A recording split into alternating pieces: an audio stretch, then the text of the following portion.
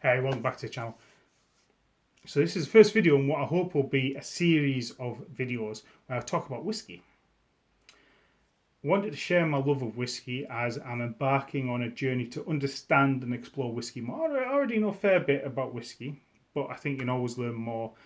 And I've reached that age in life where I end up getting loads of whiskey for Christmas and birthdays, so I thought I would explore it more. I live in Scotland.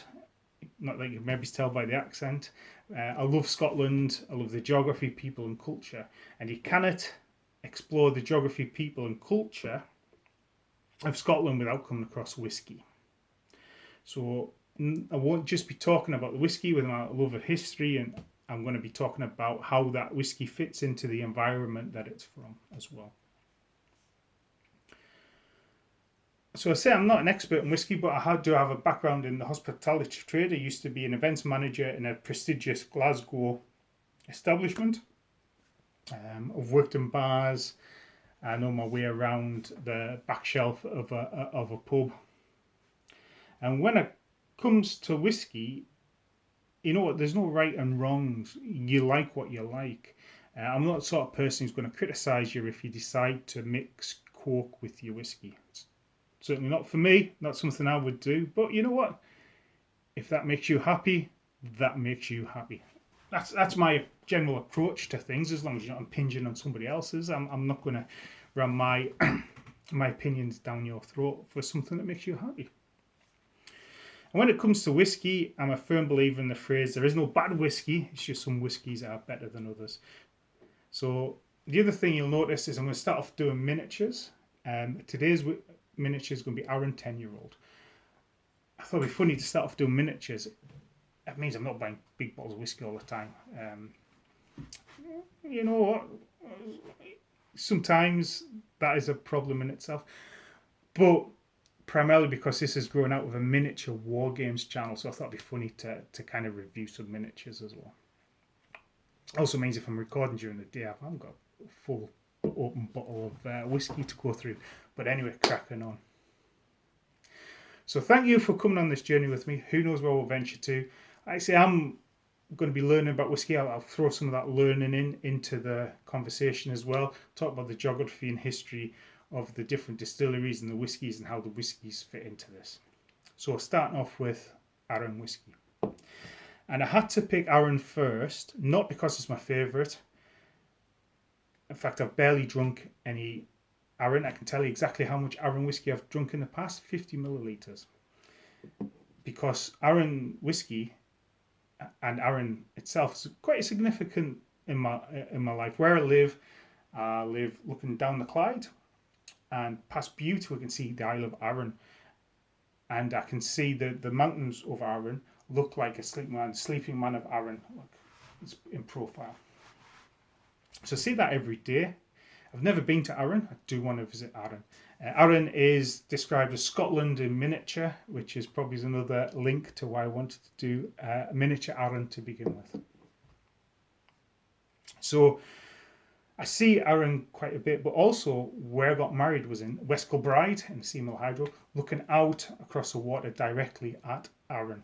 And in fact, my father-in-law purchased Arran malt as favours for the wedding. I think he was a bit aghast that he only got free postage and hoped for a discount. I think he was hoping for a bit of a better discount with promotional materials after buying like 100 miniatures from the then as new distillery. Because I got married at early aughts, and the Arran distillery that exists now was founded in 1995. But Arran itself has a long history of whiskey making, and it goes back to the tenant farmers on the island. So you had some official distilleries on the island. The last one closed in 1837, but the tenant farmers, rather than owning their own land, had to pay rents to their landlords. So to supplement the income, a lot of tenant farmers would set up stills and create whiskey. So the advantage for the landlords to turn a blind eye would be they're guaranteed getting their income, but also they probably get a few bottles on the side as way of recompense as well. Now, the trade in whiskey from getting produced by these illegal stills in Arran and getting over to the mainland was so bad. At its peak, the customs and excise ran two cutters running back and forth to try and intercept this illegal trade in whiskey. Official distilleries have got to pay tax on the whiskey. Obviously, if you've got a still in your back garden that you're producing whiskey for, you don't need to pay tax on it. So before its peak, there was 3 official distilleries on the island, and the last official distillery closed in 1837. So between 1837 and 1995, there's no official distilleries on Arran. And Arran itself is quite a large island off the west coast of Scotland. It is kind of getting Atlantic weather coming in, smashing it on the north and the eastern side, and the west and the south side tends to be sheltered because of that mountain range I talked about, and that tends to be where most of the kind of agriculture and stuff happens. And the west coast of Scotland, we're hit by the Gulf Stream, so we generally have wetter weather, and we generally have milder winters than you'd expect. I grew up in the northeast of England, and northeast of, I can tell you, I associate the east coast with biting winds coming down from the north. The west coast, I just feel like I'm constantly wet, constantly getting rained on. So to travel around Arran, it's about 90 kilometres all around it. Tourism is the main source of income, so a distillery fits really well into that profile of the island, gives people somewhere to visit to, and it's just a really nice fit for where modern Scotland is with regards to how it views tourism and how it engages with its culture.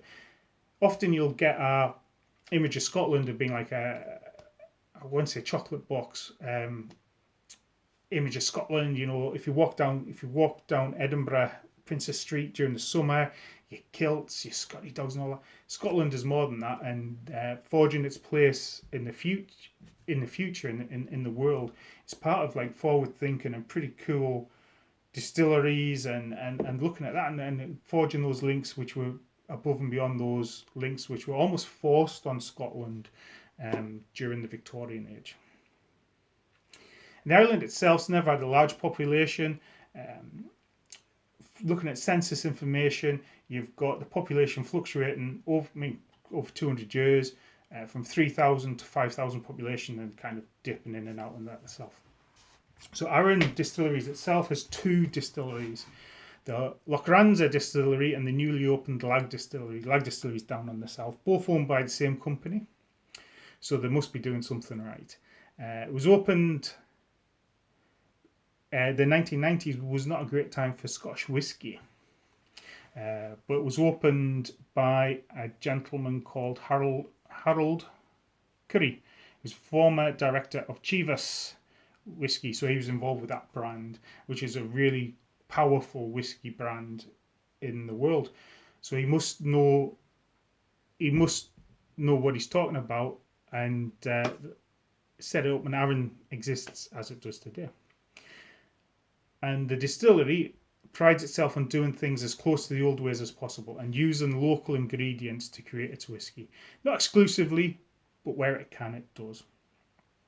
Like I said before, I've not been on the island or distillery, but it's on my bucket list. And certainly when I was researching the distillery, they've got like a whiskey festival, which sounds really good, involving live music and whiskies and enthusiasts and stuff. So get that on my bucket list, I think. The distillery also set out with an aim to stay unblended. This is something I'll talk about as well. When you talk about malt means it's come from one barrel, basically. So it's unmixed, it's just how it comes. Where a blended whiskey, you take different whiskies from different distilleries and blend it together for flavours. Some people like blended, some people like malts. You know what? As I said before, you like what you like. So what's really interesting is the Arran distillery set out to stay as malts. And one of the things I'm really curious about is they've got 2 distilleries, as I said before, and they're actually going to be blending whiskies from that. It's still going to be producing the malts. But I think it's a nice touch where you own two distilleries on the island of mixing it together.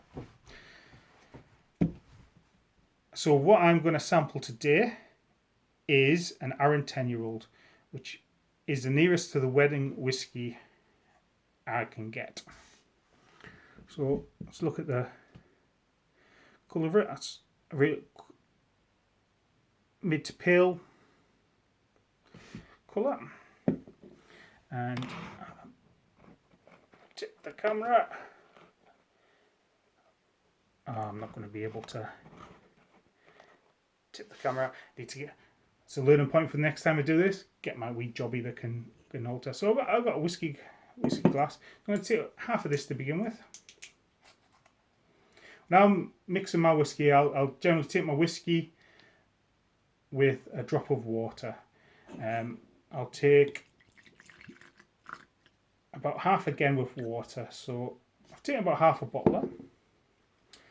I'll have another one this evening when I'm unwinding after the video. So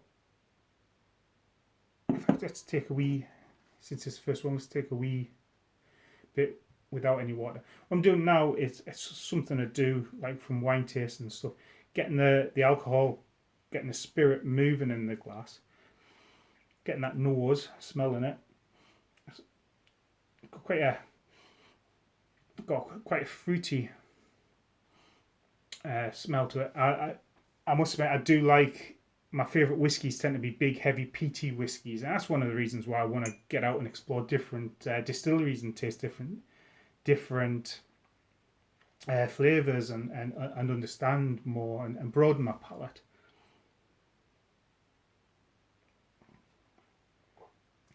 Ooh. That is a really fruity whiskey. I wasn't prepared for that. That's really nice. So all I'm going to do now is just add a drop of water. Like I say, I'm going to drop about half again of water. What I generally look at is I've got a wee measure. I couldn't find it tonight. I'll take 33 centilitres of whiskey, and then I'll take it to just over 50 of water.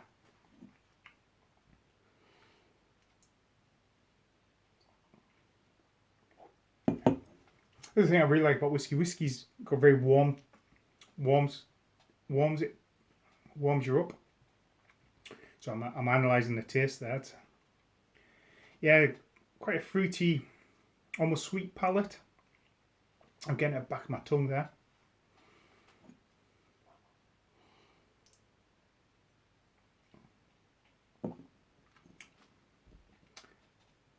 People say apples. Definitely getting like a fruity taste, but not necessarily getting apples. Because it's near the coast as well, there's a lot of stock put in the environment that whiskey casks are stored in. And like salt air, how the salt air affects it. So my palate isn't that refined to be able to pick up on such things, but I would say that is probably needs a drop more water than I've put in it to really unlock the taste. And then, you know, how much water you put in things. The way I've been drinking it before, like say, generally half again, it's worked for this whiskey. This tends, trying to unlock the taste. What you do when you add water is you kind of diluting the taste of the alcohol, the hit of the alcohol, letting the taste come out. I've never been interested in whiskey on the rocks, putting ice in my whiskey. I do like a whiskey at room temperature. I've grown to enjoy a lot of alcohol at room temperature now. Like IPAs and ales, drink a lot of IPAs and ales. Room temperature, I think it get a sense of the taste better. Yeah, oh, that's nice. That's a very drinkable whiskey, that. Yeah, that is very nice, very smooth. That's when I've added a touch more water. That's how much, you saw how much was in to begin with. That's how much water I put in. It's very smooth, got a very fruity taste. If you were wanting to explore whiskies for the first time, malts, that would be a good one to start with actually. Very smooth, very nice. But I was going to say Moorish. If you like your whiskey is always very Moorish. It's that day after you've had a good couple of malts, day after something, you occasionally just get that wee taste of it and you feel, oh, I really do fancy one of those. But anyway, I'm going to go now. I'm going to go and enjoy my Arran whiskey. C'est Slàinte, and hopefully I'll see you again for another video about Scotch whiskey. I think I'll be doing some Jura next. Jura tends to be my normal fancy bottle of malt. What Juras are available is kind of one of the first places I look to on the shelf.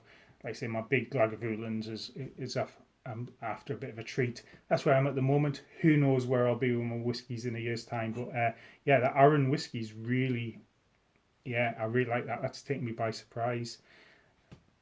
But anyway, I've said it before, I'll say it again. Slàinte. I look forward to chatting to you again. Goodbye.